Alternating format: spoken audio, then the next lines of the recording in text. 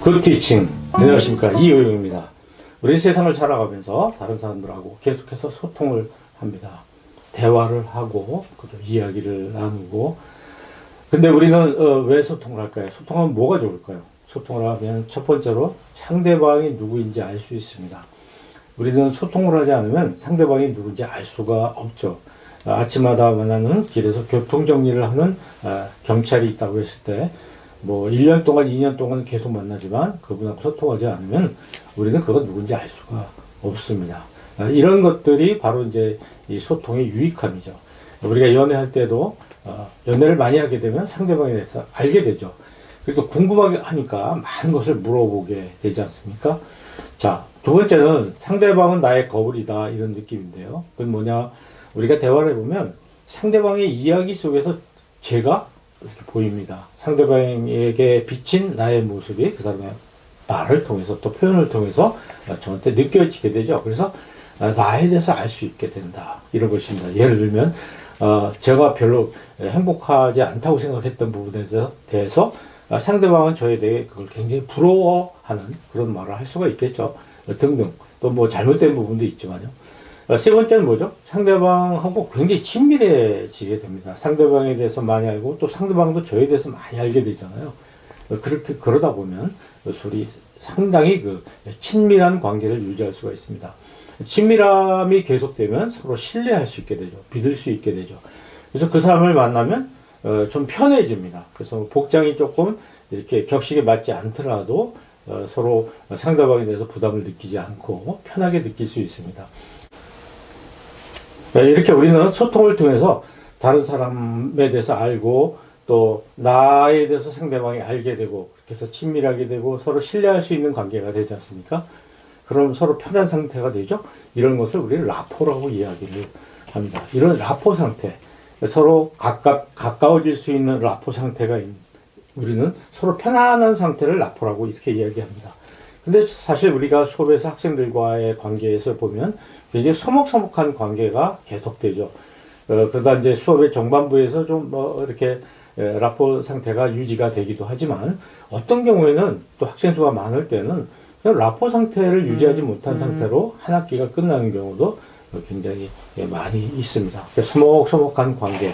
심지어는 저 교수님을 내가 수업을 들었던 교수님인가 잘 모르고 또 저도 저 학생 내 수업을 함께 했던 학생인가 서로 잘 모릅니다. 또 학생끼리도 혹시 그때 무슨 수업 같이 듣지 않았어요? 이렇게 질문하는 것을 우리는 굉장히 자주 보는데 이것은 학생들이 서로 라포 상태가 전혀 되어 있지 않다는 것을 아주 여실히 증명하는 그런 사례죠. 저는 우리 교수님들이 학생들한테 좀 이렇게 먼저 다가섰으면 좋겠어요. 불안한 상태를 유지하지 말고 학생들에게 좀 더 가까이 다가서서 학생들이 생각할 때 교수님이 굉장히 편한 상태, 그러니까 교수 같지 않은 교수 어떻게 뉘앙스가 좀 다를 수 있겠는데 좀 우리가 보통 가지고 있는 교수님에 대한 고정관념이 있잖아요. 권위주의적이고 자기 강의만 하고 나가버리는 그런 교수가 아니라 뭐 어찌 보면 삼촌 또는 어찌 보면 이모 같기도 하고 그런 교수님의 모습을 학생들에게 심어줘야 되겠죠. 오늘 교수님들한테 제가 강의를 하면서 교수님 어떤 교수님이 되고 싶습니까? 했더니 쭉 써냈는데 굉장히 재밌는 것들이 많이 나오는데 그 중에 이런 게 있었어요. 엄마 같은 교수.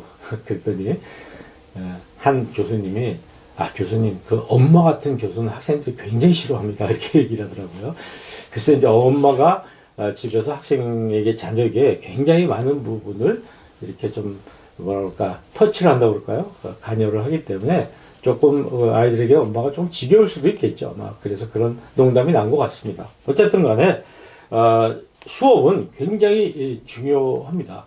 이렇게 수업에서 우리가 라포를 상태를 만들지 못하게 하는 것은 바로 그 소통의 벽, 자기 공개하는 것을 가로막기 때문에 그렇다고 생각합니다. 저는 교수님들이 자기를 공개를 많이 했으면 좋겠어요. 학생들한테.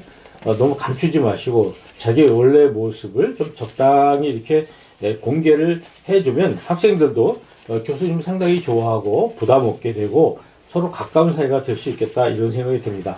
그래서 오늘 여러분들에게 좀 교수님이 먼저 학생들에게 많은 것을 좀 공개하고 다가서라는 말씀드리고 싶습니다. 그래서 학생들도 또 교수님에게 서로 다가서서 서로 알게 되고요. 알게 되고 친밀하게 되고 서로 신뢰하게 된다면 우리 수업이 훨씬 더 그 성과가 좋지 않겠는가.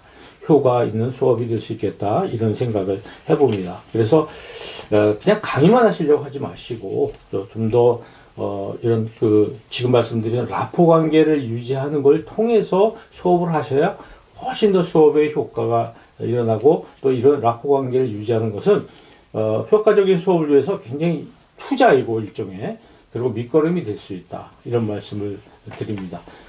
방법은 이제 여러 가지가 있죠. 자, 다음 회부터 또 이 방법에 대해서 또 설명을 드리겠습니다만 중요한 것은 교수님이 먼저 학생에게 좀 다가서야 되겠다. 이 말씀을 오늘 드립니다. 감사합니다. 굿 티칭!